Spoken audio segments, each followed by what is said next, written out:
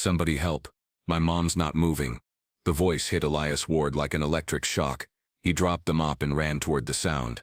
The little girl appeared from around the corner, barefoot, eyes wide. Please, she fell. He didn't ask questions. He pushed past the half-open door and saw the woman on the floor. Eyes open, lips pale, body still. Ma'am, can you hear me? Nothing. He knelt, checked for a pulse. Weak. Almost gone. He started compressions, counting under his breath. The girl stood frozen in the doorway, hands over her mouth. Stay with me, he muttered. Come on, don't you quit now. A faint beep pulsed from the smartwatch on her wrist. The screen flickered, showing a quick burst of numbers, then shut off. What the? He kept pressing, faster. A faint burnt smell hung in the air, but he didn't stop to think. Call 911, he said without looking up. I don't know how. Use her phone. Hurry. The girl scrambled, dialing through tears. Elias focused on the rhythm. 30 compressions, 2 breaths, again and again. Sirens echoed from below. Security voices shouted through the hallway. He didn't move. He pressed down one more time and felt the faintest flutter against his palm. A heartbeat trying to return. He exhaled, shaking. Hold on, ma'am. You're not done yet. And in that instant, he knew this wasn't a simple collapse. Something about that flickering watch and the smell of burnt plastic told him someone made this happen. Elias Ward didn't sleep that night. The hospital had cleared him hours ago after endless questions and forms. You did what you could, one doctor told him. You probably saved her life. Probably. The word echoed in his head long after he got home. He sat at the small kitchen table, the same one he'd bought secondhand when his son was 8. The coffee had gone cold. The clock read 4:07. The apartment door creaked. Dad? Nathan stood there in pajama pants, hair sticking up, eyes heavy. You didn't come home last night. Elias forced a smile. Long shift. Did something happen? Just one of those nights, he said quietly. Go back to sleep. Nathan didn't move. You smell like chemicals. Elias looked down at his uniform. Faint streaks of cleaner dried on the sleeves. Part of the job, kid. The boy sighed, rubbed his eyes, and went back to his room. Elias waited until the door shut before exhaling. He wanted to tell him everything. The girl, the heartbeat, the strange numbers flashing on that watch. But he'd learned long ago that truth only complicated survival. He gathered his uniform, tossed it into the sink and scrubbed until his hands ached. The stains didn't come out. Some things never did. When the sun rose, Elias was already on the bus back to the tower. No one called it Thornton Industries anymore. It was just the tower, the kind of place where money had its own gravity. The lobby guards nodded when he walked in, eyes shifting away quickly. Word had spread. Everyone knew the janitor who found the CEO. In corporate language that meant, the man they'll blame if she doesn't make it. At the service elevator, he met Lewis, the only other night custodian left from the old crew. You good? Lewis asked. Elias shrugged. Fine. I heard they're saying it was a short circuit. Faulty wiring in the desk lamp. Elias's jaw tightened. That lamp wasn't plugged in. Lewis gave him a look. Then maybe keep that thought to yourself. Elias nodded. He'd been through this kind of storm before. Not here, not in an office, but in another life, when a rushed conclusion and a misplaced assumption could ruin a man's name. He spent the morning doing what he always did, fixing what others ignored. A loose panel in the hallway. A jammed trash chute. A leaking pipe in the executive kitchen. Work that didn't require conversation or permission. Just competence. People passed him without seeing him. Managers with clipboards. Interns with coffees. Security walking in pairs. That invisibility had once stung. Now it was armor. At noon, he stopped in the basement break room for a few minutes of quiet. The vending machine hummed. The news on the wall monitor played on mute. Footage of ambulances. Flashing lights. The tower's logo behind a swarm of reporters. The caption read, CEO Amelia Thornton in critical condition. No foul play suspected. Elias stared at the screen, watching the same image loop again and again. The shot of the building. The stretcher. The paramedics he'd worked beside once in another lifetime. The door opened. Mr. Ward? A young man in a dark blazer stepped in, corporate badge gleaming. Security wants to speak with you again. 5th floor. Elias followed silently. As the elevator climbed, he studied the reflection in the stainless wall. Graying hair, lines around the eyes, shoulders squared from habit, not pride. When the doors opened, a woman waited by the conference room. She wore the kind of smile that wasn't a smile at all. "Mr. Ward, I'm Dana Wills, Internal Risk Management. We just need to clarify a few details." He nodded once. Inside, 3 people waited: a security chief, a legal advisor, and a corporate medic who took notes without looking up. Dana started gently. "You were the first to find Miss Thornton." "Yes." "You administered CPR?" "Yes." "Before you touched her, did you notice any devices, equipment, or wiring near the desk?" "There was a tablet and a smartwatch. Nothing else." "You're sure?" "Yes." She leaned forward. "The device logs show a voltage surge from the outlet beneath her desk. We're tracing whether cleaning equipment could have caused interference." "My equipment wasn't anywhere near her office," Elias said calmly. The medic looked up. "So you didn't use a floor buffer or sanitizer?" "Not there." "The hallway?" "Yes." "Not inside her office." "Then why were you in that section?" "Because a child screamed," he said, voice steady. "You would have gone too." The silence that followed wasn't neutral, it was evaluative, calculating. Dana smiled again. "Of course. You did the right thing. We just need complete records." "I understand." He stood, waiting to be dismissed. Dana didn't thank him. She didn't have to. People like him weren't meant to be remembered, only documented. By the time Elias left the building, rain had started. He didn't bother with an umbrella. The air smelled cleaner outside than anything inside ever did. The bus ride home was long. His phone buzzed once, an unread message from an unknown number. "Thank you for saving my mom." No name, but he didn't need one. He smiled faintly for the first time all day. Then he noticed the timestamp, sent from an encrypted address, one used only by internal corporate networks. He frowned. The message had come from inside the company. He pocketed the phone and looked out the window, the city rolling by in streaks of gray. He didn't know it yet, but that single message, just 9 words, was the thread that would unravel everything. That night after Nathan went to bed, Elias opened an old box from the closet. Inside were fragments of another life. A badge, a notebook, and a newspaper clipping with his name half faded. "Fire investigator saves 3, loses 1 in fatal blaze. Ward cleared of negligence." He had told himself that chapter was closed, but as he looked at the article, the same question whispered back from years ago. How do you prove what really happened when everyone's already decided you're guilty? The phone buzzed again. Another message. "They're lying about her condition." He stared at it for a long moment, the screen's light flickering in his tired eyes. He didn't reply, not yet, but deep down he felt the same instinct that had saved Amelia Thornton's life, the one part of him the world hadn't managed to bury. Something was wrong, and for the first time in years Elias Ward wasn't going to look away. By morning, Thornton Industries already had its version of events polished and distributed. Isolated mechanical malfunction. The press release read, "No threat to staff. No wrongdoing suspected. The company thanks our heroic maintenance team for quick response." Elias read it twice while waiting for his shift assignment. His name wasn't mentioned, but everyone in the tower knew who maintenance meant. Around him, whispers filled the break room. "Guess she got hit by her own tech," someone muttered. "Poor guy. Wrong place, wrong time." They didn't know he was standing behind them until silence fell. He folded the printout and slipped it into his pocket. Facts were being rearranged while he was still catching his breath. At 10 a.m. security called him in again. This time it wasn't a polite request.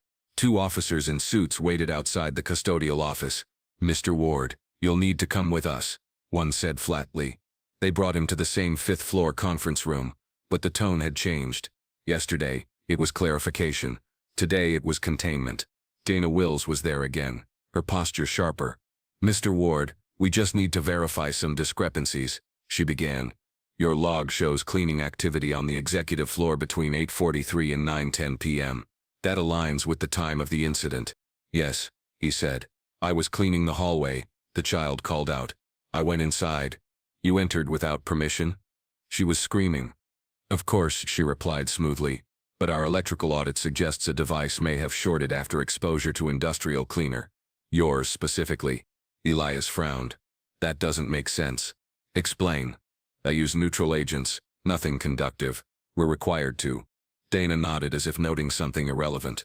"Still, the residue near the desk matches compounds found in your cart." "It's the same compound used on every floor," he said quietly. "If that caused her collapse, the whole building would have gone down." Her pen stopped moving. The man beside her, security head Sloan, leaned forward. "You seem sure of yourself, Mr. Ward." I've done this work a long time. Before that? Sloan asked. You were an investigator, right? Fire service? Elias's stomach tightened. How do you know that? It's in your employment file, Sloan said, tone casual. You left the department after an incident. Elias said nothing. Dana's voice softened. We're not accusing you of anything, but we need cooperation. The sooner we close this, the better for everyone. Then tell the truth, Elias said. The malfunction story isn't true. Sloan smiled without warmth. Careful, son. You're not in uniform anymore. The meeting ended with polite threats. Don't discuss this externally. Don't speak to the press. Don't contact staff beyond your department. When Elias stepped out, he realized they'd kept his badge. A temporary visitor pass hung around his neck now. Permission to exist, not belong. By noon, the news had already shifted tone. Janitorial malfunction under review. A minor phrase, added by an unseen hand. But it changed everything. The words reached his son first. Nathan texted him from school. Dad, are you in trouble? Kids are saying you hurt someone. Elias typed and erased his reply 3 times before settling on. Don't listen to them. Everything's fine. It wasn't. Later that afternoon, he sat in the small security lobby, waiting to be escorted back to the executive floor to collect his tools.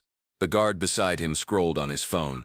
You know, the guard said without looking up, if I were you, I'd call a lawyer. For what? Just saying. They're not looking for answers.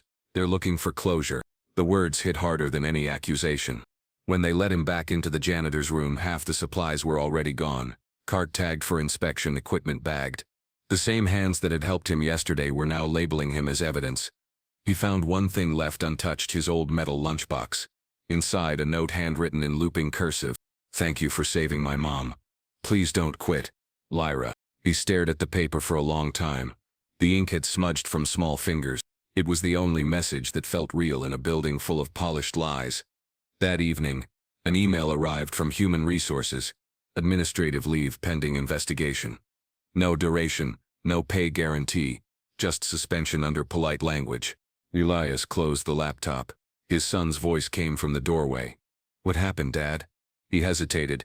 They're checking what caused it. But they said it was you. They say a lot of things. Nathan's voice dropped. Are you going to lose your job? I already lost the last one for telling the truth, Elias said quietly. Let's hope history doesn't repeat itself. He didn't say it aloud, but he could feel the same pattern forming: tragedy, confusion, convenient blame. The next morning, local news stations began running interviews with sources close to the investigation.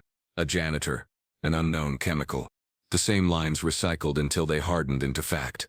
Elias stopped answering calls. Only one number mattered, the encrypted one that had sent him those messages. He typed a single line. Who are you? The reply came almost instantly. Someone who saw what really happened. Don't trust them. He sat in silence, phone trembling in his hand. For the first time, the fear shifted. It wasn't about losing a job anymore. It was about what they were trying to bury and how deep they'd go to do it. Elias looked out the window. Below him, the tower gleamed in the sunlight, spotless, reflective, perfect. From a distance, it looked untouchable. Up close, he could see the cracks forming beneath the polish. And this time, he wasn't walking away. Lyra Thornton hated hospitals. The air smelled like metal and lemon wipes, and the lights were always too bright. She sat on the edge of a chair in the corner of her mother's room, swinging her legs, watching the steady rise and fall of the blanket on the bed. Her aunt Rowena stood by the window speaking softly to the doctor. Lyra couldn't hear all the words, but she caught pieces: stabilized, coma, minimal response. The words meant nothing except one thing: her mother wasn't waking up. When the doctor left, Rowena crouched beside her. Hey, sweetheart, she said, voice like syrup. How are you holding up? Lyra looked at the floor. She didn't fall. Rowena's hand paused midair. What do you mean? She didn't fall. You were there. You yelled at her. Rowena's smile didn't move, but her eyes did. Oh, honey, she whispered. You must be confused. It's been a scary night. I'm not confused, Lyra said quietly. You slammed her door. Rowena's voice stayed calm, but her tone tightened like a string pulled too far. Sweetheart, you were tired. You were playing in her office. Remember, you shouldn't have been in there. I wasn't playing. Rowena stood. We'll talk later. Get some rest. When the nurse came in, Lyra kept her mouth shut. She already knew what would happen if she told anyone else. Grown-ups always looked at each other first before they answered, as if they were all reading from the same script. By the next afternoon, the press had started calling the hospital. Reporters wanted pictures, updates, statements. Rowena handled everything. Her words were perfect. "We're grateful to the staff. We're hopeful for recovery. We're cooperating fully." Lyra watched her aunt from the hallway. The woman's tone never cracked. Not one. But when she thought no one was looking, Rowena's hand kept brushing the same spot on her purse, checking for something inside. That night, Lyra woke to the sound of whispered voices outside the door. A man's and a woman's. "He's been suspended already." "Good. Keep it that way until she's conscious." "What about the footage?" "Handled." A pause. Then Rowena's voice again. "No one listens to a child. Don't worry." Lyra pulled the blanket up to her chin and closed her eyes. She didn't sleep again. The next morning, a woman she didn't recognize entered the room with a tablet and a badge that read Family Liaison, Thornton Industries. Her smile was polite and distant. "Hi, Lyra. My name's Vanessa. I'm going to ask you some easy questions, okay?" Lyra shrugged. Vanessa sat beside her bed. "Do you remember what happened before your mom got sick?" "She wasn't sick," Lyra said. "She was scared." Vanessa typed something on the tablet. "Scared of what?" "My uncle." The woman froze, fingers hovering above the screen. "Your uncle? You mean Mr. Vance?" Lyra nodded. "He was yelling. Mom said she'd shut something down. He said she'd regret it." Vanessa's smile returned, tight and professional. "That must have been upsetting. Sometimes we imagine sounds when we're frightened. I didn't imagine it. I saw him leave." "From where?" "Under the desk. I was hiding." Vanessa blinked. "Why were you hiding?" "Because they were fighting." The woman didn't type that answer. She reached out and touched Lyra's hand. "Thank you, sweetheart. That's very helpful." When she left the room, Lyra saw her step into the hallway and whisper to a man in a dark suit. The man nodded, then walked off toward the elevators. Hours later, Rowena returned, all smiles again. "Sweetheart, the company's sending you to stay with Aunt Maggie for a few days. Won't that be fun?" Lyra shook her head. "I want to stay with Mom. Your mom needs quiet," Rowena said, kneeling. "And the doctors need space. I promise you'll see her soon." Lyra crossed her arms. "You're lying." Rowena's face went still, her polite expression cracking just for a second. "Excuse me? You said she just fell. But there was smoke. I smelled it." And her watch started blinking numbers. "Lyra, I know you did something," the girl whispered. "You made her scared." For a long moment, Rowena didn't speak. Then she smiled again, smaller, colder. "You've had a terrible shock. Let's not say things we don't mean." She stood and walked to the nurse's station, her voice suddenly warm and sweet. "She's been talking nonsense," Lyra heard her say. "Please note that in the file, traumatic response." That evening, Lyra's father's old friend arrived, the family lawyer, Mr. Connors. He'd always seemed kind, the kind who knelt when he spoke to her. "How are you holding up, kiddo?" "They're lying," she said. He looked startled. "Who?" "Aunt Rowena." She said Uncle Mark wasn't there, but I saw him. Mr. Connors looked around, lowered his voice. "You sure?" She nodded. "Mom told him she was stopping the project. She said people could get hurt." "What project?" Lyra hesitated. "Something about air. She said Rowena was using it wrong." He frowned, as if trying to follow an adult conversation spoken by a child. "Do you know what that means?" Lyra shook her head. "No, but she said it wasn't safe. Then Uncle Mark said he'd fix it. He left. Then her watch beeped and she fell." Mr. Connors rubbed his chin. "You didn't tell the investigators that?" "They didn't want to listen." He sighed. "Sometimes grown-ups protect other grown-ups. But truth has a way of showing up, okay?" Lyra nodded slowly. He handed her a card. "If anyone scares you, you call me." She clutched it tight after he left. The next day, a nurse brought in a small envelope marked personal item, from building security. Inside was a drawing Lyra had made at her mother's office a week before. 2 stick figures holding hands beside a blue building. She smiled faintly until she noticed something new. There was a third figure she didn't remember drawing, a man holding what looked like a mop. The nurse smiled. "That was found near your mom's desk. Maybe your friend left it?" Lyra's heart jumped. "The janitor," she whispered. "He helped her." That afternoon, while Rowena took a call in the hallway, Lyra grabbed the hospital phone and dialed the number written on the back of the card Mr. Connors had given her. "Hello?" The voice wasn't him. It was deeper, quieter. Is this Mr. Connors? No, the man said. Who's this? Lyra Thornton. A pause. You shouldn't be using this number, sweetheart. Where did you get it? Mr. Connors gave it to me. More silence. Then he can't talk right now, but I can help. What do you need? She hesitated. They're blaming the janitor, but it wasn't him. It was my uncle. I saw him. The man's tone changed, slower, measured. You're very brave for saying that. Can you tell me exactly what you saw? Lyra started to answer, but Rowena's voice rang from the doorway. Who are you talking to? She dropped the receiver, heart pounding.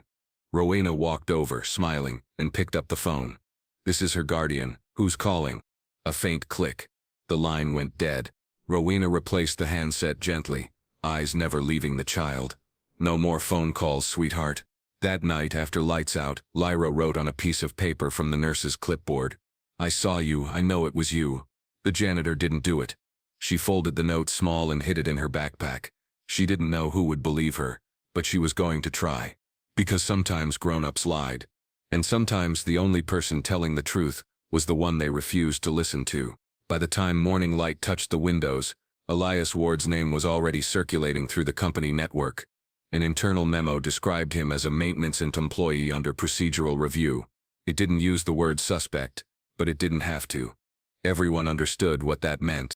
He returned to the tower expecting more questions, maybe another round of polite interviews. Instead, 2 guards met him in the lobby, unsmiling, and escorted him to the basement storage room. His locker stood open, the contents rearranged. On the metal bench sat a sealed plastic bag containing a small burnt regulator. The wires looked brittle, blackened at the ends, and a label on the evidence tag linked it to the CEO's collapse. They asked if he recognized it. He said no. They told him his fingerprints were on it. He told them they wouldn't be if they hadn't handled it first. The exchange ended in silence thick enough to end a career. By noon, the story had reached every floor. The janitor had done it. The accident was his fault. The company had found what they needed to calm the investors, a culprit without power or voice. Elias spent hours in an interrogation room, surrounded by the same faces that had smiled at him days earlier. Now those smiles were gone, replaced with professional distance. The questions were no longer about what happened, but about why he had done it. They spoke of negligence, of temper, of possible motive. They twisted his answers into shapes that fit their version of events. Every sentence he spoke seemed to make the story worse. When they dismissed him, it was without eye contact. His badge was taken, replaced with a visitor tag. His name was entered into a suspension file labeled pending legal review. It was the company's way of closing the door without saying it out loud. Outside, the air was sharp with early rain. Reporters waited beyond the revolving doors, armed with cameras and questions. Someone had leaked his identity. Their voices followed him down the street. His name, the phrase janitorial fault, and a dozen versions of the same accusation repeated until it sounded like truth. At home, the silence felt heavier. His son had seen the news at school. The boy's face carried a look Elias hadn't seen before. A mix of fear and disbelief. The neighbors avoided eye contact when they passed in the hallway. One family upstairs left a note on his door, polite but clear. We're concerned about safety. Maybe it's best if you find somewhere else. He read the note twice before folding it away. That night he turned on the television. Every channel carried a variation of the same story. A janitor with a complicated past. A mysterious malfunction. A company doing everything possible to ensure safety. The reports were filled with phrases like unconfirmed sources and under investigation, but the conclusion had already been written between the lines. He was guilty by convenience. Elias sat in the dark, the blue light from the screen reflecting off the old newspaper clipping framed on the shelf, the one from his fire investigation days when his name had once stood for something other than suspicion. He could almost hear the same voices from that time, the same tone of polite betrayal. When systems fail, they don't blame the system. They blame the person closest to the damage. The phone on the table vibrated once. A message appeared from an encrypted address, the same one that had thanked him for saving the CEO's life days earlier. This time it read, "They planted it. Don't go back there." He stared at the words until the screen dimmed. Whoever had sent it knew more than they should, and they were afraid. Sleep didn't come easily that night. The apartment felt smaller, the air heavier. Every sound outside made him think of footsteps, surveillance, someone waiting to ensure the story stayed intact. He began to understand how thoroughly a reputation could be erased, not by evidence but by repetition. The next morning, he walked to the corner store. People recognized him now. Some whispered. Others looked away quickly. The cashier counted his change without speaking. On the way home, he saw a headline on a digital screen outside a cafe. Former investigator turned janitor questioned in CEO incident. Underneath it was a grainy photo of him leaving the tower, eyes down, jacket wet from the rain. He knew then that he had been written out of his own life. The truth no longer mattered, only the version convenient for the powerful did. That evening, he received another message from the same unknown sender. Just one sentence. You were framed to protect someone higher. They think you'll break. He didn't reply. Instead, he opened his old notebooks, the ones from his days as a fire investigator. Inside were pages of codes, incident patterns, and fragments of his past work. His mind, long quiet, began to move again, not with anger, but precision. Someone had created a story, and stories leave fingerprints too. He gathered what little strength he had left. There would be no appeal, no fair hearing, but he still had his instincts. And if someone was building lies, he would find where the truth had been buried. The world saw a janitor. He still remembered what it felt like to uncover cause from chaos, and this time, he wasn't going to let the fire burn unchecked. Naomi Vega had spent 6 years in the cybersecurity division of Thornton Industries, long enough to understand how silence worked. The higher the position, the cleaner the record. Errors didn't disappear on their own.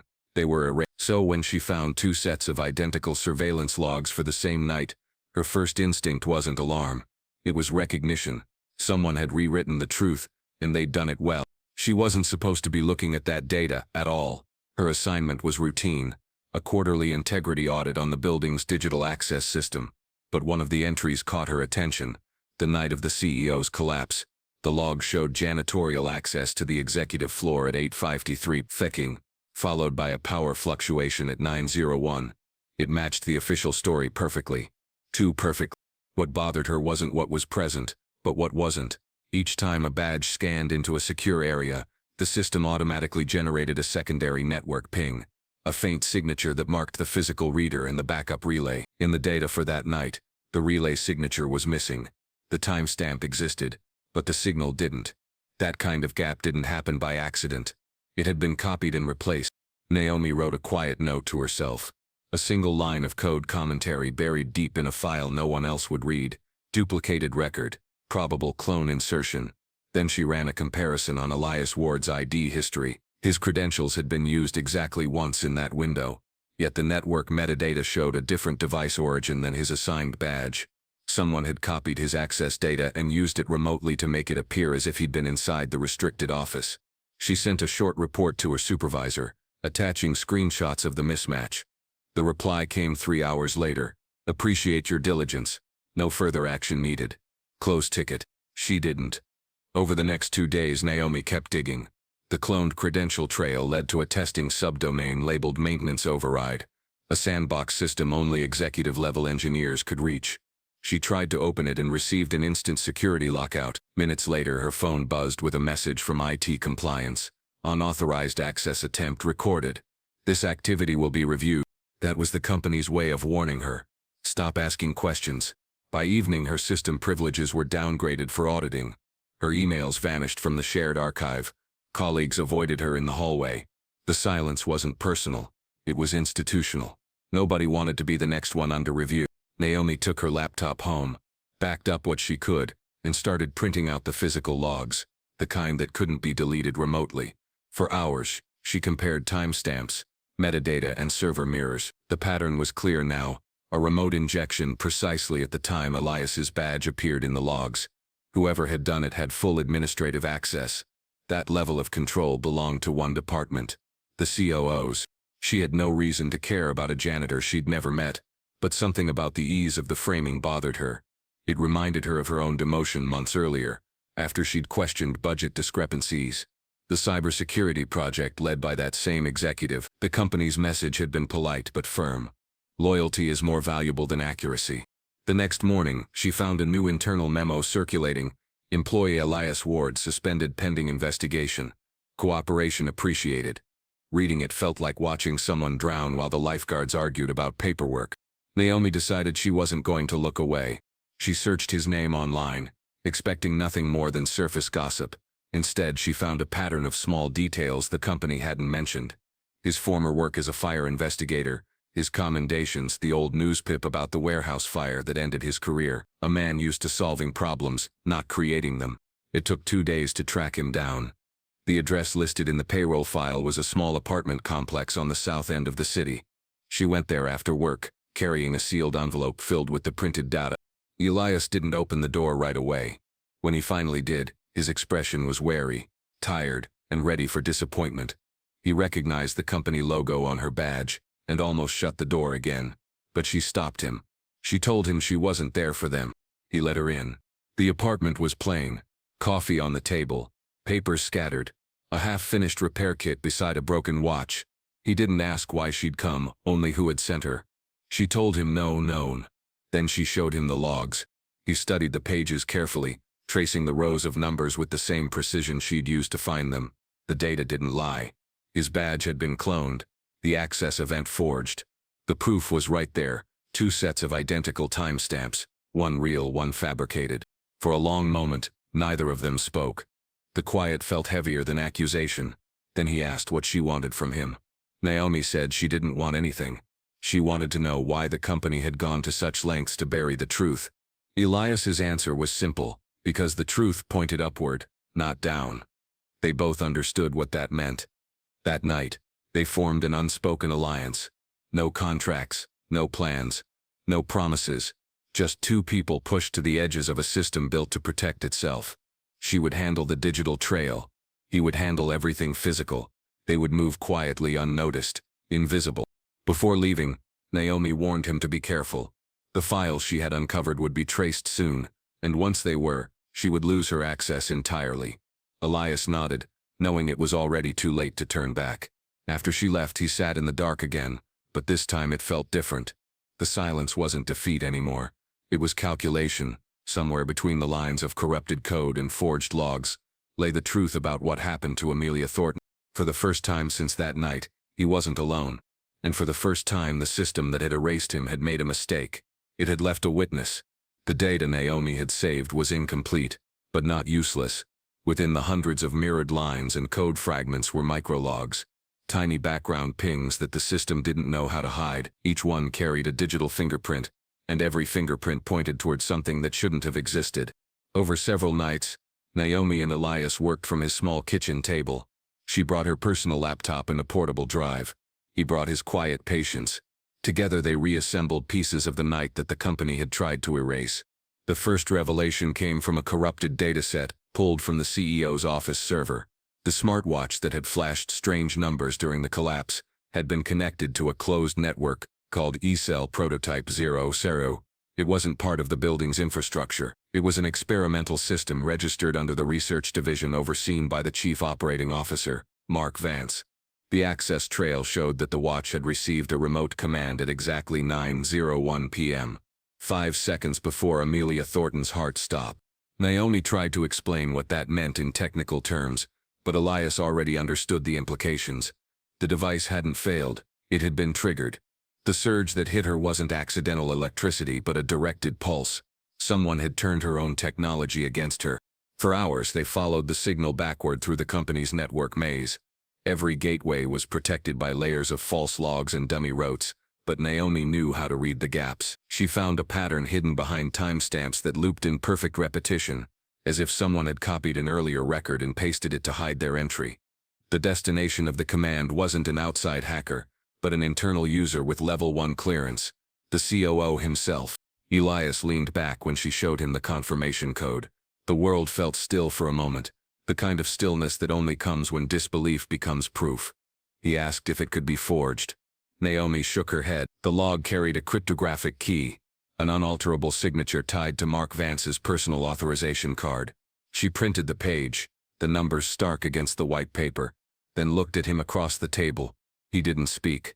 There was nothing to say that wouldn't sound small against what they'd just uncovered. They kept working until dawn. The more they uncovered, the clearer the picture became. The project known as eCell wasn't an energy efficiency program as the public filings claimed. It was a micro-energy control system, capable of sending concentrated voltage bursts through remote wearables. In theory, it could be revolutionary: instant wireless power transfer, endless applications. In practice, it was unstable, unpredictable, and potentially lethal. Internal test records revealed multiple near accidents. The CEO had been preparing to suspend the project after a failed trial caused serious injuries off-site. Mark Vance had argued that shutting it down would ruin years of investment. The logs of their debate were still archived in the company intranet, disguised as meeting minutes but laced with personal remarks. Reading them felt like eavesdropping on the moment trust had died. Naomi realized that Amelia's collapse had been the last test. It wasn't supposed to kill her, only to prove the technology could be controlled. Something had gone wrong, and the experiment had almost turned fatal. Leah saw it differently. To him, nothing about it looked like an accident. The argument, the remote trigger, the speed with which the company buried the story, each step carried intent. He'd seen it before, not in laboratories but in arson cases where destruction was disguised as misfortune. The same precision, the same absence of randomness. They now had enough evidence to expose the lie, but not enough to survive it. Every piece of data they'd touched belonged to a system that could trace them back. Naomi's work account was already flagged for unusual activity. The moment she connected to the corporate network again, they'd know. That evening while Elias brewed coffee, she watched the building across the street from the window. The tower glowed against the night like a monument to certainty. Every light was an office, every floor a layer of control. She said that once they went public there would be no turning back. He answered that they were long past the point of safety anyway. They spent the next day copying the data to an external drive. Naomi disguised it as a weather analysis file, encrypting it with an outdated cipher that no one would think to check. When the process finished, the screen displayed a message: transfer complete, 4.6 gigabytes. It felt absurd that something capable of toppling an empire could fit on a piece of plastic no larger than a thumb. Elias suggested taking it to the authorities. Naomi shook her head. The investigation would run through the same channels already compromised by corporate lawyers. The files would vanish, and so would they. He asked what she proposed instead. She said the truth had to reach the one person it couldn't be filtered from: Amelia Thornton herself if she ever woke. It was a fragile plan, but the only one they had. For a brief moment, hope flickered between them. Then Naomi noticed her laptop cursor move without her touch. The screen flashed once, and a warning box appeared. Remote override detected. Connection breach. She yanked the power cord free, heart hammering. In the seconds before the screen went dark, a single line of text appeared at the bottom of the interface. "We know what you took." The silence that followed felt louder than any alarm. Elias unplugged the router and shut every device in the apartment. Outside, the street looked normal. Cars, neon reflections, a delivery truck idling, but he'd learned to recognize surveillance long before technology made it invisible. A dark sedan parked too long across the road, a figure standing near the bus stop without a phone. They didn't discuss what it meant. They simply packed the drive, divided the copies, and agreed on what to do if one of them disappeared. Naomi would contact the lawyer who had once represented Amelia. Elias would wet out the child. The truth, split into fragments, might survive even if they didn't. Before leaving, Naomi looked at him and said she hadn't believed people like him existed anymore. People who still thought integrity could outlast power. He told her integrity was the only thing power couldn't buy. When the door closed behind her, Elias sat alone. The hum of the refrigerator the only sound left. He thought of Amelia Thornton lying in her hospital bed, of a little girl's cry echoing down the corridor, and of a pulse that had returned only for the world to smother it again. Now he knew why. And knowing changed everything. The backlash began quietly, as it always did inside systems built to appear orderly. There were no sirens, no confrontations, no open threats, just a slow tightening of invisible ropes. Naomi Vega's access to company network was revoked at dawn. Her badge stopped working by noon. By evening, a termination email arrived, citing unauthorized data handling and breach of internal compliance. The wording was neutral, the message absolute. When she tried to log into her corporate account one last time, the screen blinked and displayed a notice she had never seen before. All activities have been archived and reported for internal review. She knew what that meant. Every keystroke, every backup, every trace of the files she had copied were now flagged under her name. The narrative had shifted. Elias Ward was no longer alone in his exile. She walked out of the building with her personal belongings in a cardboard box, feeling the weight of every curious stare that followed her to the elevator. The same colleagues who used to greet her now turned away, afraid that even eye contact might be recorded. The lobby guards didn't question her departure. They'd already been told not to. When she reached the street, the company's glass tower gleamed above her like an accusation. Across town, Elias felt the change at the same time. He noticed two men in plain clothes parked across from his apartment complex. They sat in an unmarked sedan, pretending to read newspapers but glancing up whenever he appeared at the window. The same morning, his mailbox held an official-looking envelope with no return address. Inside was a subpoena request, with his name misspelled. A fake document, but professional enough to frighten someone who didn't know better. It wasn't law enforcement, it was a message. They were being watched. By afternoon, the first knock came. Two people introduced themselves as police investigators. Their tone was polite, but their questions weren't. They asked about his previous job in the fire department, the details of the warehouse explosion, whether he still communicated with old colleagues. They asked about chemicals, cleaning agents, circuit equipment. It took him a few minutes to realize that they weren't there to gather information. They were there to record his reactions. When they left, he found subtle signs of a search drawers, slightly misaligned, a USB drive missing from his desk, the back of his router cable loose. His son came home from school pale and silent. Later that night, the boy admitted that two men had come to speak to him as well. They'd said they were safety officers checking on his father's welfare, but their questions had been about files, devices, passwords. Nathan said one of them had even asked if his dad ever talked about revenge. Elias didn't show anger. He just sat at the table, hands clasped, while his son waited for reassurance that didn't come. He knew this was how reputations died, not with accusations, but with careful erosion. If enough people were told to question your decency, eventually even your family began to wonder. He tried to call Naomi that evening, but her phone was off. He left a single message through an encrypted app. If they come for you, leave everything. Don't try to argue. Just disappear. Then he waited. Naomi didn't reply for 3 days. When she finally did, her message was brief. They erased my profile. My credentials are gone. They know we met. The realization that they'd been traced wasn't surprising, but it changed the atmosphere completely. The safety of quiet planning was over. From now on, every step would have to be calculated like a move in a game where the opponent wrote the rules.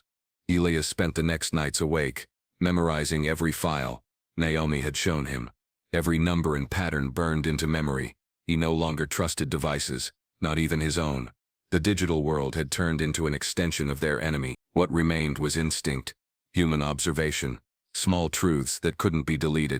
Naomi, meanwhile, found herself locked out of her apartment. Her keycard access to the company-owned complex had been revoked. The same day as her termination, the notice pasted to her door cited a breach of tenant agreement and ordered immediate vacancy. She spent that night at a cheap motel near the harbor, staring at her laptop screen without connecting it to the internet. Every sound outside made her flinch. Once she saw a man in a gray coat standing beneath the streetlight pretending to smoke while watching the building. When she looked again, he was gone. In the morning, she met Elias at an abandoned coffee shop that had closed during the pandemic. It was quiet, forgotten, and unmonitored.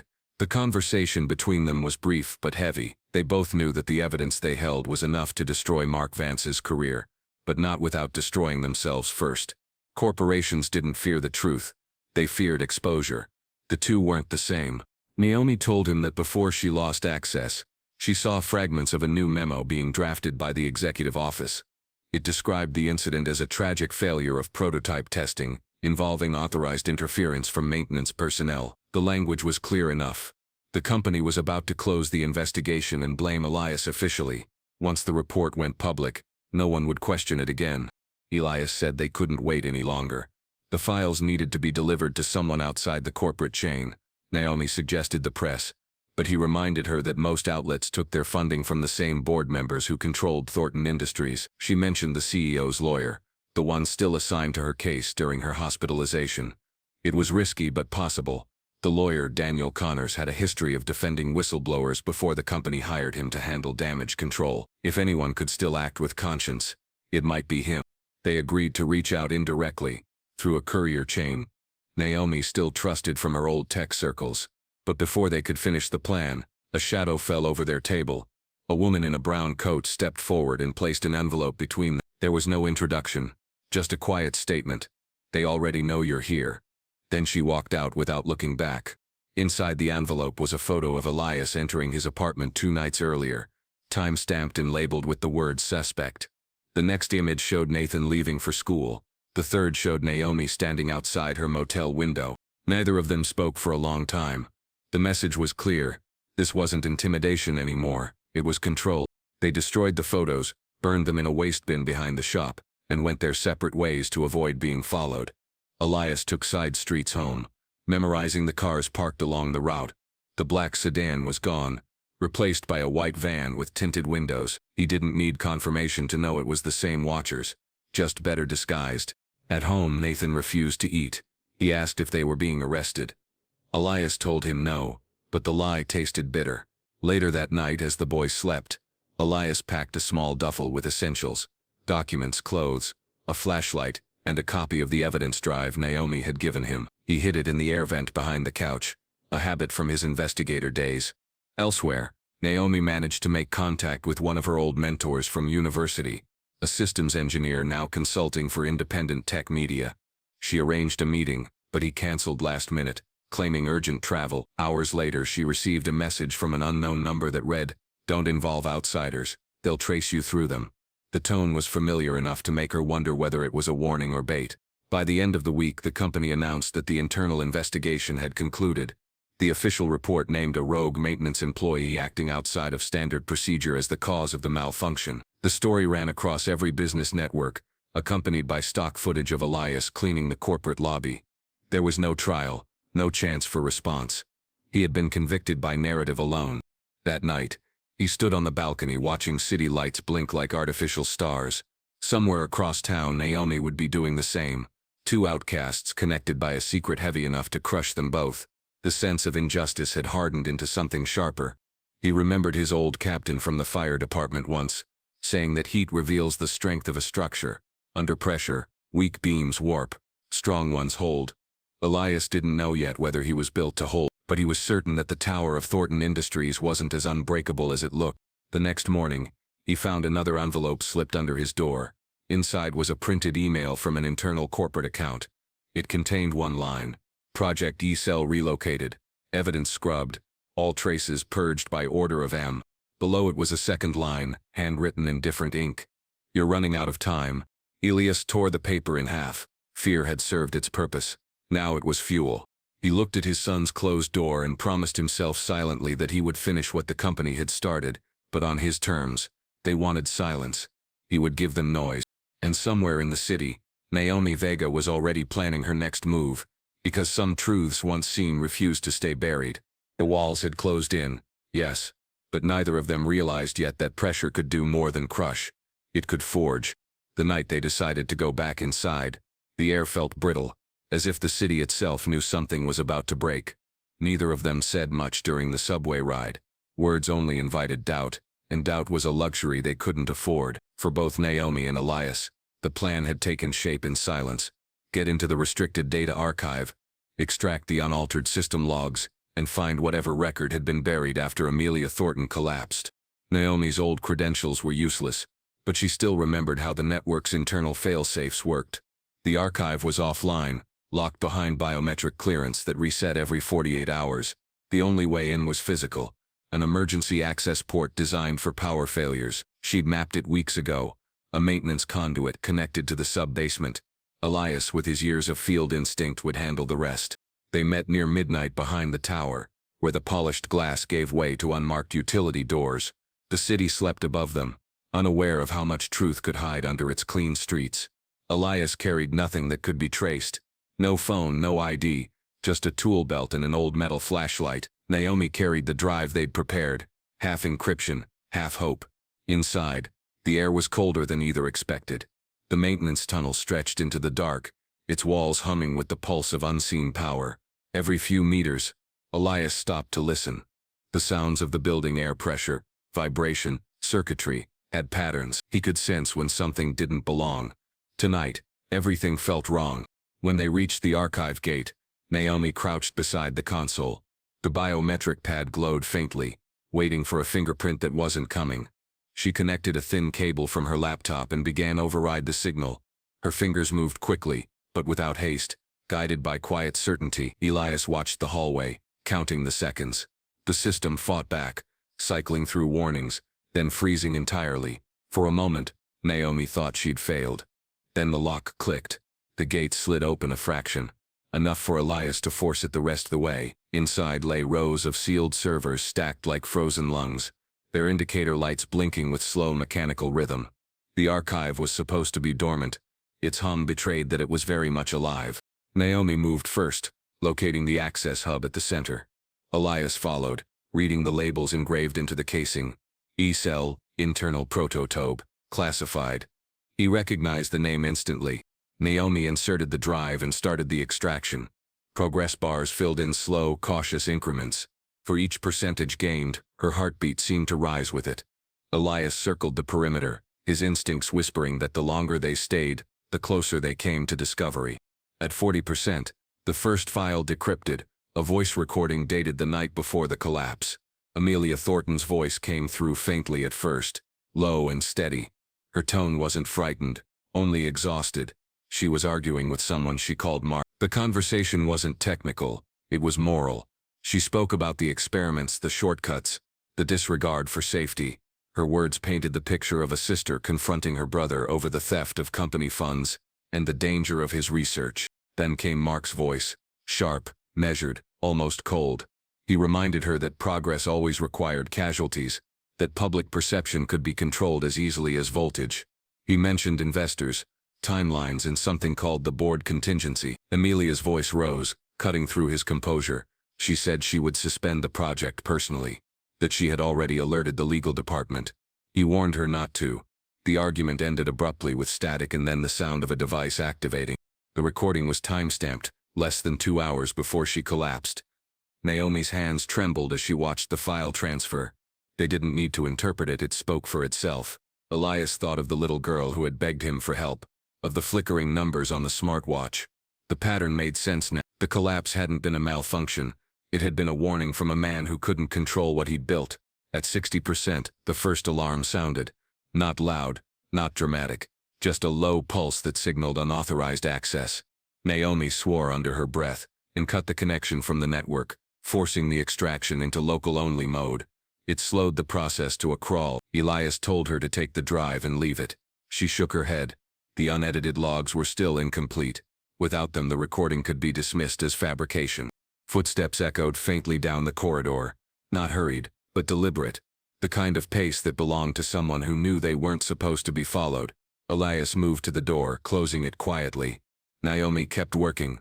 Her face was pale but focused. The voices outside grew clearer. Security consultants, not police. Corporate muscle dressed as order. They carried authorization, not conscience. Elias signaled for her to stop, but she didn't. 90%, 93, 96.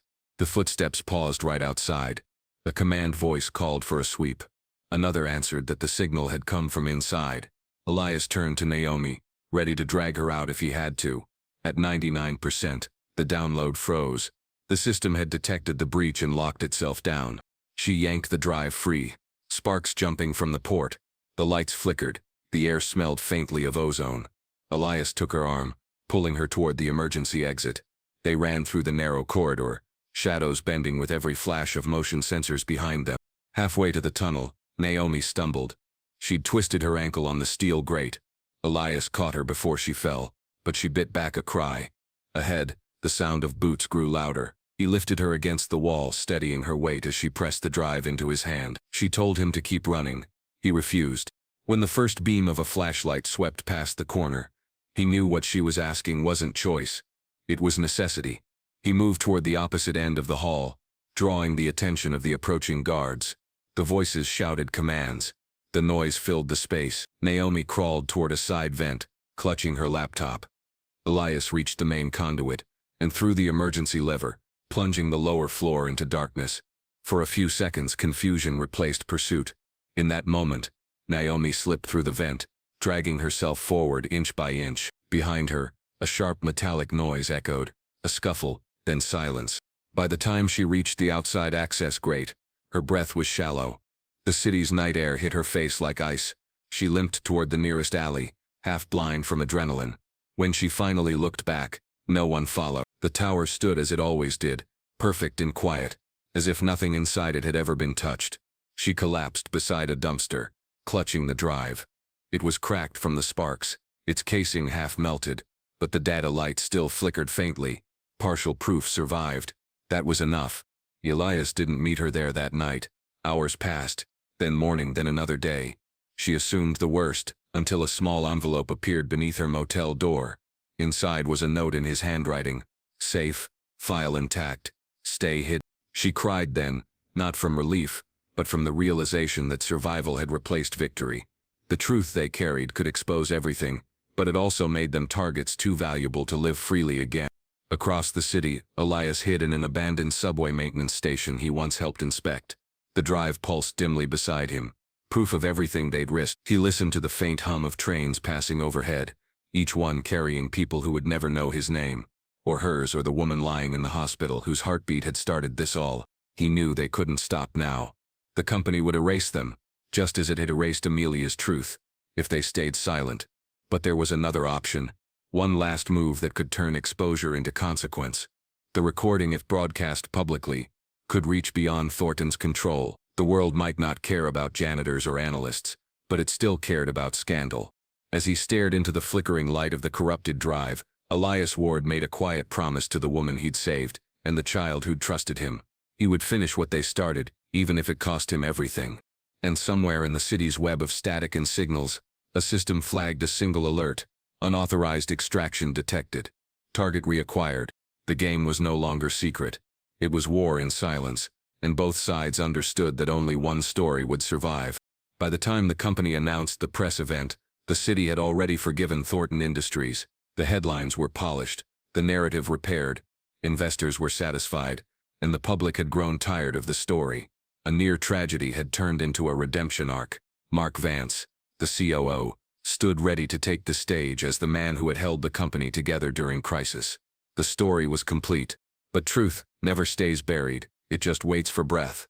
Elias Ward sat in a small diner across the street from the tower, watching the preparations unfold through the rain-blurred window. The lobby glittered with reporters and lights. Banners read Thornton Strong. On the screen above the counter, the news scrolled endlessly. CEO to make first appearance since recovery. The words didn't say much, but they said enough. She was awake. He hadn't seen Amelia Thornton since that night, the night he'd pressed his palms against her chest and refused to let her die. Somewhere between the noise and the silence, her life had become the key to everything. If she remembered even fragments of what happened, the story could still shift. He finished his coffee, left cash on the counter, and stepped into the rain. The envelope in his coat pocket felt heavier than it was. Inside lay the remnants of the corrupted drive, the recording of the siblings' argument, fragments of data logs, and the proof Naomi had risked her life to recover. It wasn't whole, but it didn't have to be. Truth only needed a spark. The rest would burn on its own. Security around the building was tighter than before. Cameras swept the crowd and entry required clearance. Elias had neither, but years of investigation had taught him that every fortress built by arrogance had a forgotten door. He slipped through the underground access route Naomi had once mapped, a maintenance corridor that bypassed the main checkpoint. The old badge clipped to his belt still fooled the automated sensors, though he knew it wouldn't last long. The press event had been staged in the grand atrium, a cathedral of glass and light meant to project transparency while concealing everything beneath.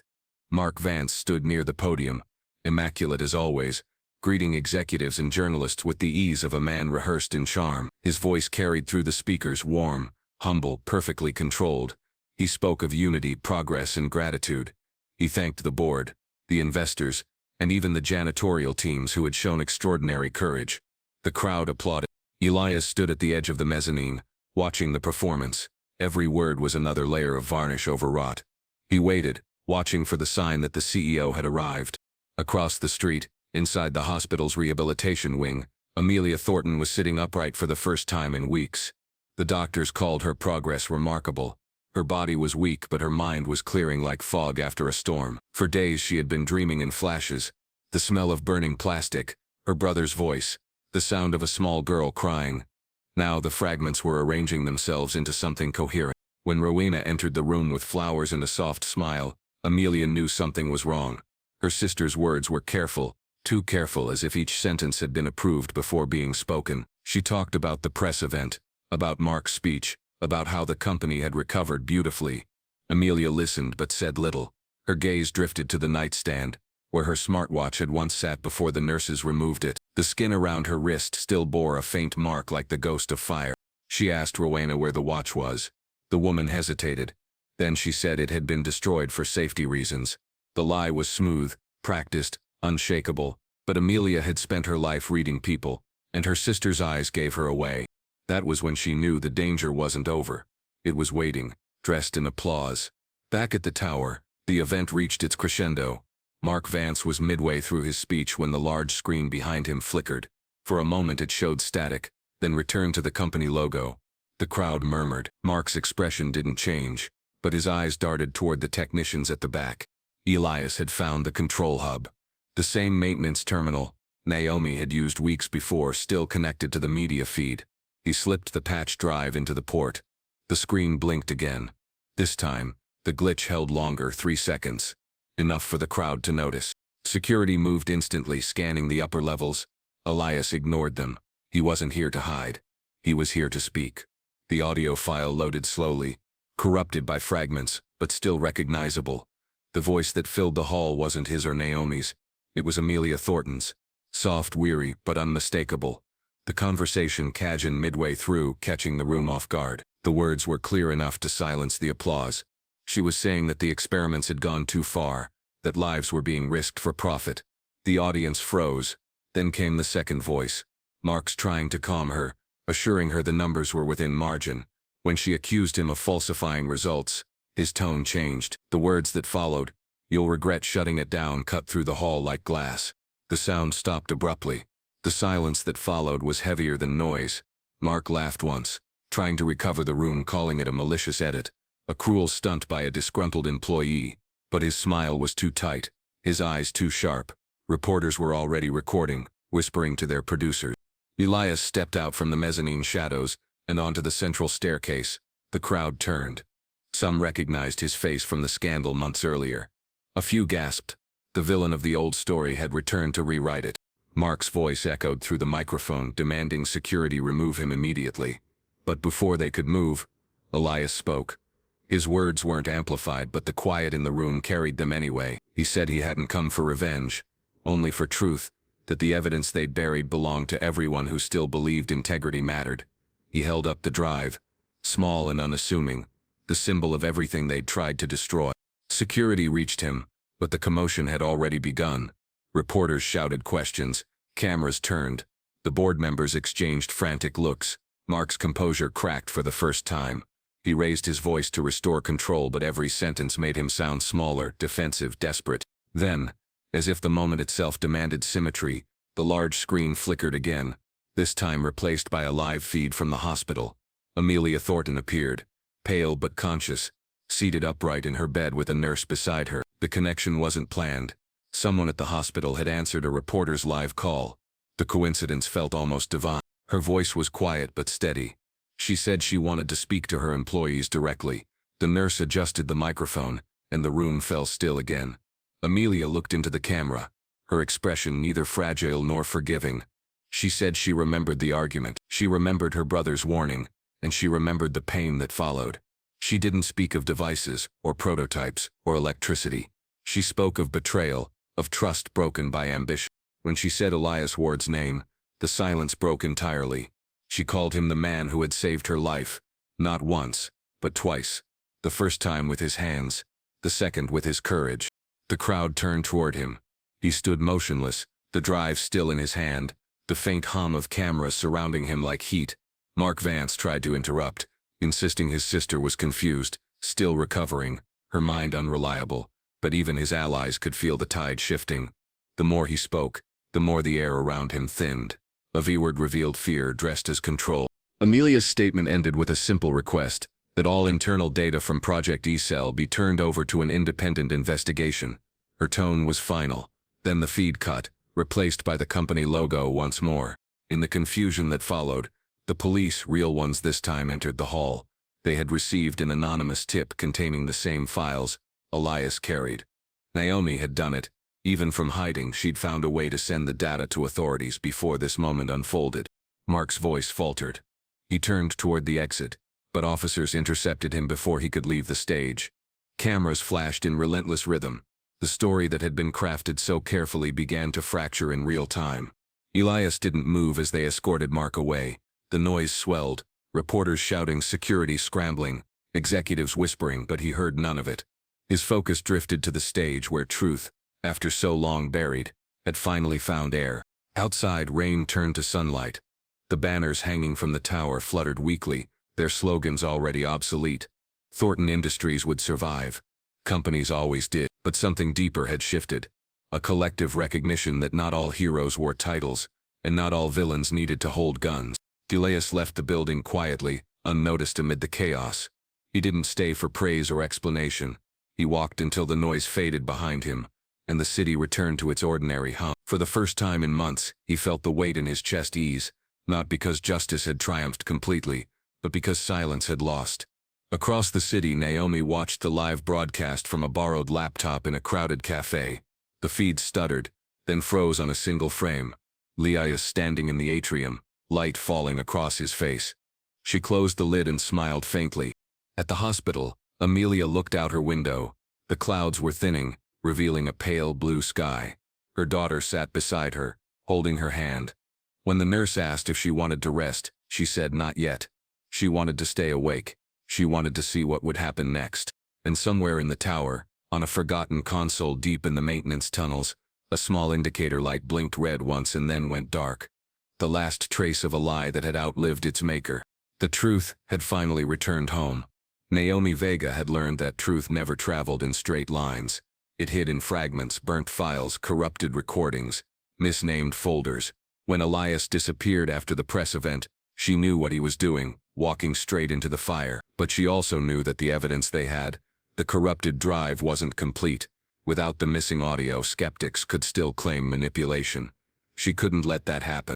For days she worked out of a borrowed server lab at the edge of the city, tracing shadow backups buried in Thornton's satellite network. The files were protected by redundancy protocols, designed to overwrite themselves every 30 days, but the corporate engineers had overlooked something. Their fail-safe created ghost caches before deletion. Naomi had written those systems herself years ago. She used that weakness now. Each recovered packet came with pieces of sound static, then syllables, then full sentences. Slowly, the argument between Amelia and Mark reassembled itself. The final seconds, previously cut off, now revealed what had been missing all along. Mark admitting that he'd authorized the prototype trigger remotely. He'd said it in plain language, furious, certain no one would ever hear it. "You'll wake up just long enough to understand why I was right," he had told his sister. "Then the company will belong to someone who deserves it." Naomi sat back, exhausted. The audio was rough, but clear enough. It was confession, unfiltered. She transferred it to a secure channel and prepared a live mirror stream. This time, there would be no intermediaries, no edits, no negotiations. She bypassed the networks that Thornton controlled and linked directly into 3 independent news servers. When she pressed upload, a part of her expected silence, a crash, a block, a sudden intrusion. But the data flowed smoothly, like water through a broken dam. Within minutes, the recording appeared on public feeds. At first it was just another trending video. Then someone recognized the voices. By the end of the hour, it was everywhere. Across the city, televisions in hotel lobbies, cafes and subway stations played the same sound. Mark Vance, admitting his crime, his tone filled with certainty and contempt. The world that had watched Thornton's singed recovery now saw its truth laid bare. Naomi didn't celebrate. She sat in the dim glow of her monitor, feeling the quiet weight of completion. The fight had always been about more than exposure. It was about restoring reality. Somewhere, she hoped Elias was safe enough to see it happen. The fallout hit Thornton Industries like a controlled detonation. Within hours, the board convened an emergency meeting. By dawn, half the executives had resigned. The company's PR channels flooded with contradictory statements, each trying to rewrite the narrative before it cemented in public memory. But it was too late. The recording had spread too far. Copied, mirrored, translated. The truth had achieved escape velocity. Mark Vance's arrest came quietly, without the grandeur of headlines. Detectives entered his penthouse before sunrise. He was calm when they found him, dressed neatly, his phone wiped clean, When asked if he had anything to say, he only replied, "You can't build progress on fear if fear wins." It was arrogance disguised as philosophy, the last defense of a man who had mistaken control for intelligence. At the tower, employees arrived to find their badges disabled and their systems offline. Every department froze under audit. Internal communications leaked in real time, revealing how deeply the cover-up had been woven. Emails marked "Do Not Forward," memos with altered timestamps, compliance officers who had falsified evidence against Elias. When Elias himself walked into the building 2 days later, he wasn't met with hostility. People stepped aside. No one told him to leave. The same lobby that once branded him a villain now felt like a graveyard of illusions. Reporters waited outside, shouting questions, but he gave none of them answers. He only said, "It was never about proving them wrong. It was about remembering who we are when no one's watching." Naomi watched the arrest unfold on a small tablet from her hiding place near the harbor. She saw Mark being led through a narrow corridor of flashing cameras. For the first time, his expression wasn't calculated. It was hollow. She thought about all the years she had spent building systems meant to protect information, never realizing how easily they could be used to bury it instead. She didn't reach out to Elias immediately. They both needed silence. Different silences. But she sent one short message to his encrypted inbox. "We finished it. They can't unhear it now." When the government investigation released its findings 2 weeks later, the truth came dressed in formal language but carried emotional weight. The report confirmed manipulation of digital evidence, misuse of company assets, and deliberate targeting of employees to conceal unethical experiments. Amelia Thornton cooperated fully, her testimony steady despite fragile health. The document named Mark Vance as the principal architect of the cover-up and cleared Elias Ward of all wrongdoing. The news spread slowly at first, then all at once. For the public, it was another corporate scandal. For Elias, it was the return of his name. He didn't attend the press conferences that followed. He didn't appear beside Amelia when she made her televised apology to the staff. Instead, he spent that morning walking through the park with his son. The boy rode his bike ahead, laughing in the wind, no longer afraid of whispers or stares. The quiet between them felt like healing. Later that day, a letter arrived from Thornton Industries' legal office. It offered restitution, formal recognition, and reinstatement if he wished to return in an advisory capacity. He didn't reply. Some doors, once closed, are meant to stay that way. Naomi met him one evening on a quiet street near the river. Neither of them spoke of the investigation or the arrests. She asked if he regretted any of it. The risk, the exposure, the loss of peace. He said no. He told her that sometimes survival was the loudest kind of protest, and that truth, once spoken, could live longer than the people who carried it. Before they parted, Naomi handed him a small data card. "Back up," she said with a tired smile, "because history always tries to delete itself." He nodded, pocketed it, and thanked her not for the proof but for believing. When he returned home, his son was waiting with a news clipping taped to the fridge. "Hero Janitor. Cleared in corporate scandal." The headline felt wrong to him. He wasn't a hero. He was just a man who had refused to stay silent. That night, as rain began again, he stood by the window and watched the city lights shimmer across the wet streets. Somewhere inside those towers, people were already writing new stories, new lies, new salvations. But for the first time in years, he felt no anger toward them. Because the truth had been spoken. Because the noise had ended. Because sometimes justice isn't about punishment. It's about remembering that even small voices can still shatter glass. And when the wind carried the sound of distant sirens fading into night, Elias Ward finally closed his eyes. Not as a janitor, not as a suspect, but as a man who had become proof that decency could still win quietly. Months passed before the city began to forget. Scandals, no matter how large, always dissolved into new distractions, fresh headlines, different villains. But inside Thornton Industries, the silence that followed wasn't forgetfulness. It was rebuilding. The tower that once gleamed with arrogance now felt subdued. The banners were gone, replaced by simple words etched in the marble of the lobby. "Integrity restores what power destroys." It was Amelia Thornton's, her first executive order after returning to her post. Elias Ward returned too, but not to the mop, nor the late-night invisibility that had once defined him. The company offered him a new role, Director of Workplace Safety and Ethics. A title that sounded heavier than he liked but carried meaning he could live with. His first day back, people greeted him with respect that didn't feel rehearsed. He answered with a nod, never lingering long enough to make anyone uncomfortable. The work mattered more than the recognition. He kept his new office simple: a desk, a clock, a stack of reports, and a framed photo of his son at the park. Every morning he walked the floors before dawn, the same way he had when he was a janitor, checking exits, lights, wiring, sprinklers. The habits of a man who once measured safety with his own hands didn't vanish with promotion. When Amelia visited unannounced one morning, she found him kneeling beside a maintenance hatch, tightening a loose screw. For a moment she didn't speak. Then she told him that the board had approved full reforms to oversight, independent audits, whistleblower protection, and open reporting. He said it was a start. She agreed. There was no ceremony between them, no public apology or staged gratitude. She thanked him quietly. He accepted with the same calm that had carried him through everything. She mentioned her daughter often asked about him, how the man who saved her mother was doing. He smiled at that, not with pride, but with something gentler. Naomi returned to the company months later, not as an employee but as an external advisor overseeing digital transparency. Her reinstatement came with conditions she had written herself: no confidentiality clauses, no hierarchical oversight, complete autonomy. Thornton agreed. The board had learned the cost of silence. Her work desk faced Elias's office across the hall. They didn't speak every day, but they shared unspoken rhythm.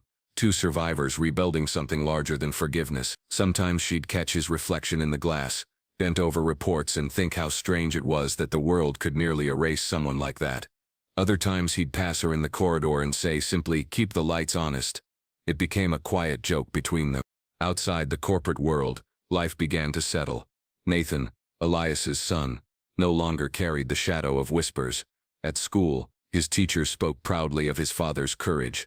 He'd grown more open, less guarded, as though the storm that once followed them had finally lifted. On weekends, he and his father rebuilt an old bicycle together, the same one Elias had salvaged from a junk pile years ago. The wheels turned smoother now. One evening they attended a community event hosted by the company, an open forum on workplace integrity.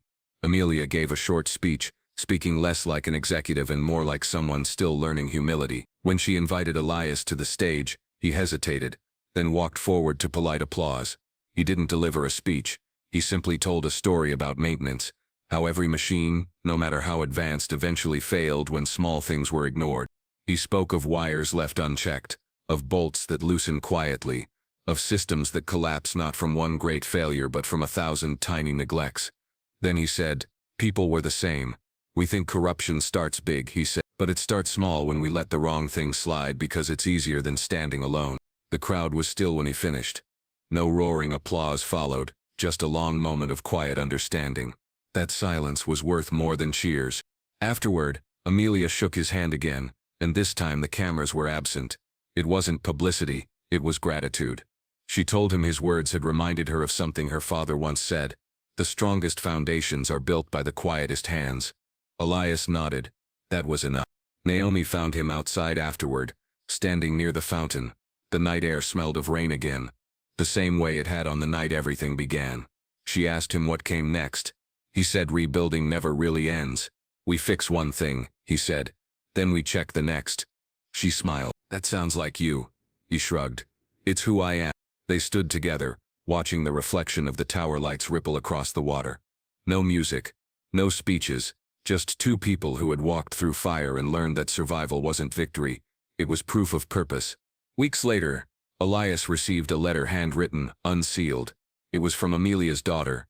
She said she still remembered the night her mother collapsed, the panic, the fear, and the man who didn't run away. She wrote that she hoped to grow up brave like him, not loud brave but the kind that stays.